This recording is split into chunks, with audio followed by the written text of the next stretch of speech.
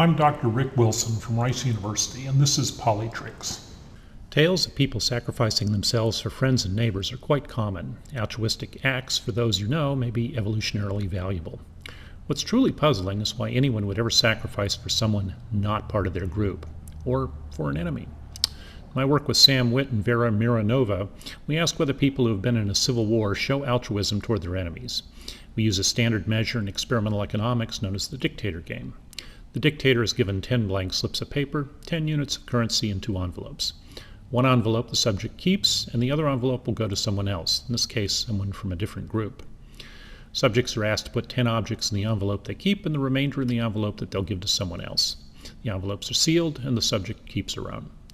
The envelope sent to someone else is later opened, its contents are recorded, put back into a new envelope, and then given to a randomly selected person who was or is an enemy.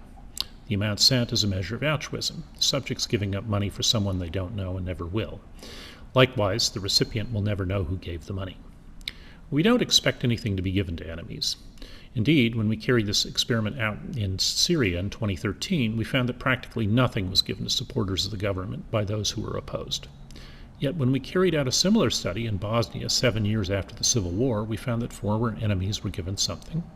When we studied Kosovo 11 years after the war, more was given to enemies, and when we returned to Bosnia 18 years after the conflict, we found that even more was given. These findings are startling and that they're unexpected. It appears that as time passes, people are increasingly altruistic toward past enemies. Why is this the case? Well, we can't test this with our field experiments, so we turn to the lab where we can look at 2 possible explanations. The first we call reversion to norms hypothesis. It may be that people adopt simple norms of helping out group members in the absence of conflict. With conflict, those norms are put on hold. Following conflict and with the passage of time, people revert to the norms. The second explanation is widely known as the contact hypothesis. Here, any norms are dissolved with conflict. Following conflict, as people positively interact with past enemies, hostility subsides and outgroup altruism returns. In the lab, I randomly assign people to 2 groups, yellow and green. The groups compete for a big prize. Each group is given lottery tickets, and members of each group are given points. They may keep those points, or they can use them to destroy the other group's lottery tickets. Though costly, people are happy to destroy the other group's tickets, and in doing so, help their own group. This makes both groups angry. Afterwards, people are assigned to one of the 3 treatments to which they have to correctly pick the number of digits appearing in a matrix. A third of the individuals do this by themselves for about 10 minutes. Another third do the task with randomly assigned people of their own group. The final third do so with randomly assigned outgroup members.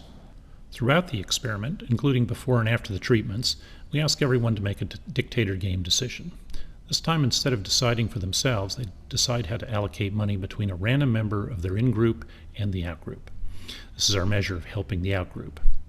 I find persistent favoritism toward the in-group, and in the aftermath of conflict, outgroup giving plummets. However, following the contact hypothesis treatment, outgroup giving rebounds to initial levels. This is not true for the other treatments. It's astounding that this treatment is so strong for contrived groups with little lapse in time. The good news about our findings is that outgroup altruism is real. We think that the healing process for previous enemies can be facilitated when those people are engaged in mutually productive endeavors. Read the study for yourself.